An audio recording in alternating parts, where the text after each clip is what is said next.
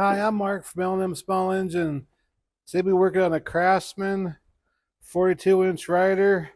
I can't really read what all it says on it, but it looks like a 2142. It has like a Briggs & Stratton 21 horsepower motor. It's a 33 cubic inch, 42-inch deck. As you can see, it's been sitting for a long time.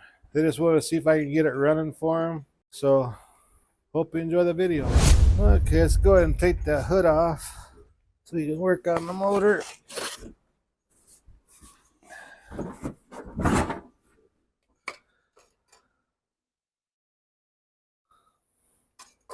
Oil is actually pretty clean. But this is one of the Craftsmans that Husqvarna built because it has the Husqvarna tag on the back. The Craftsman model number is a 917.250.220, but then here it has the Husqvarna sticker on it. Husqvarna built Craftsman, I believe, for a couple, 2-3 years. So it'd be exactly like some of the orange Husqvarna riders they had, like what, 15 years ago or so. Let's see what the date on the motor is. 2011. Well, see, it needs a battery and stuff. Okay, when a lawnmower's been sitting for a long time, what I like to do is take the cover off, make sure there ain't no mouse nests or wires eating or anything under there. Then I like to go through the carburetor. You know, I could put gas in there and you got a what, 50-50 chance it's going to run. And if the carburetor is dirty, it's not going to run. So you might as well just do it. Check everything out before you put gas in there. Got them 2 bolts up front, and there's 2 in the back.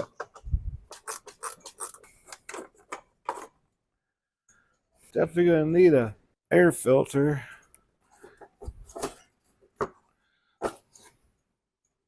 Coil wire looks good and everything. No nest under there. So let's go ahead and take that carburetor off. You need a 7/16 to take the 2 nuts off. Then a 5/16 to take the carburetor off the intake tube. I don't need a pair of pliers to take the fuel line off. So unplug the solenoid off the bottom of the carburetor. Kind of break it loose before you pull it off. That gas is just yellow. Ooh. And this here's a gas tank vent. I'll just take these 2 nuts off here.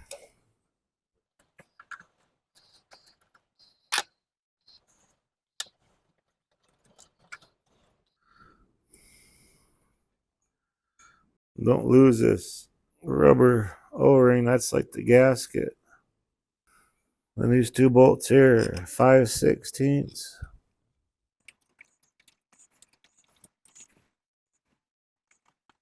Inside the carburetor, just all yucky in there. I'll show you when I get it off.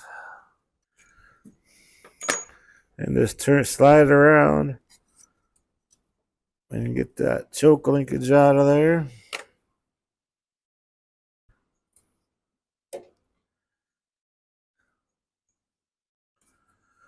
But look at all that junk inside that carburetor there. So it's a good thing we're doing this, because I could have just put gas there and tried that one to start, and you have to do all this anyway. And the choke is supposed to automatically open up. It's so sticky with it won't even open up. So it says carburetor part. See if we can even fix it. I might have put a different carburetor on there. Let's go over the vent. Okay, let's take that bowl off. What I like to do is put a scratch so I know which way to put it back together again. This is one of the Nicky carburetors. Nikki.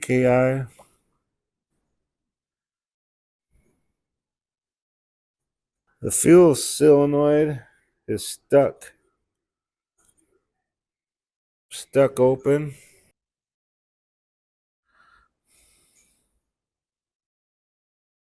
That's in bad shape.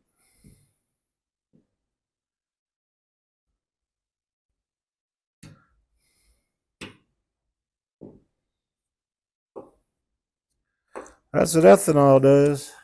You can tell it's ethanol. It has that yellow tint to it.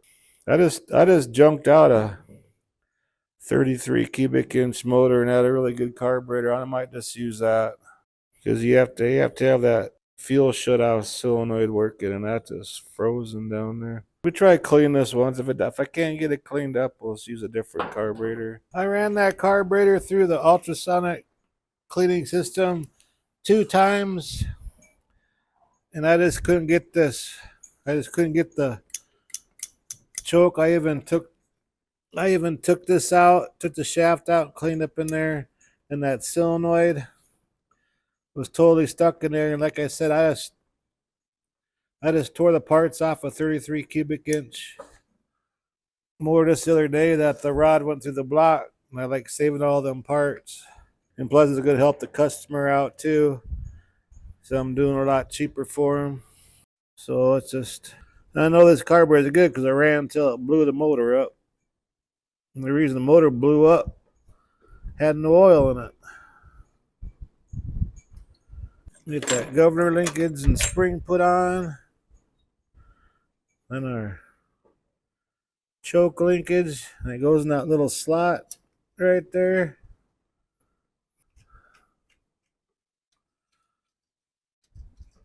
I could have, kept on cleaning that other one up and put a new solenoid stuff on there, but by the time I did all that, they'd had way more money than this good used carburetor, plus the kit. That way I know it works. I'm going to go ahead and plug that solenoid in. Choke's working properly. Double check them, make sure they're tight. We'll put this elbow on and make sure that orangish reddish rubber gasket's in place. That's what seals it. Put the two 7/16 nuts back on it. And go ahead and tighten them up. And hook this breather tube back up. And the tank vent. I drained all the old gas out of it. Okay. Now I want to pop out the plug. See how it was burning. Actually, I was burning really good. Real good. But we'll put a new one in there. Okay, got a new plug. Got it gapped.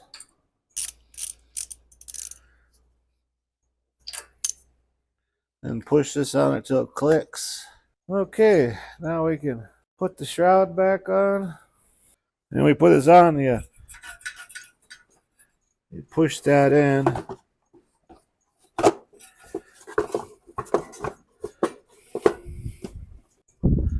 Just like that. And one more here. Okay, go grab an air filter. We got an air filter. Put our air filter cover on. Now I gotta put a battery in there. These bolts and nuts are all rusty. I'll put new ones on there. Go grab a battery and some battery bolts. And the black goes on the negative and the red goes on the positive.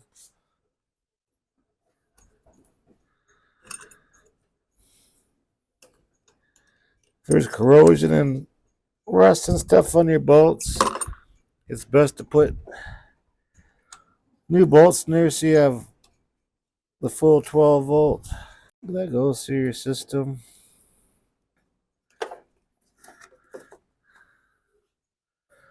Okay, well, let's see if this thing starts up.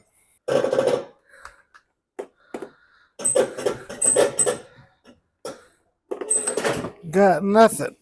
Let's check that inline fuse real quick. It don't have the fuse. The fuse is out of it. I think them are 25 amp fuses. If you turn the key on these kind of lawnmowers and nothing happens, check the fuse before you start tearing in the wires. All right, let's try it again.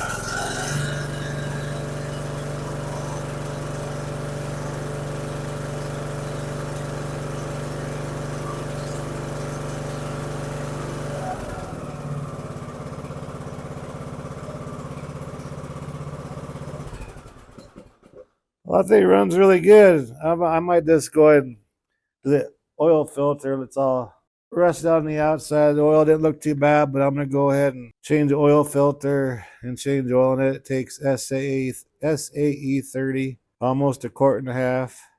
But anyways, hope this video helped you out. Appreciate you watching. If you like my videos, please press the like button. Please subscribe. Anyway, you have a good afternoon.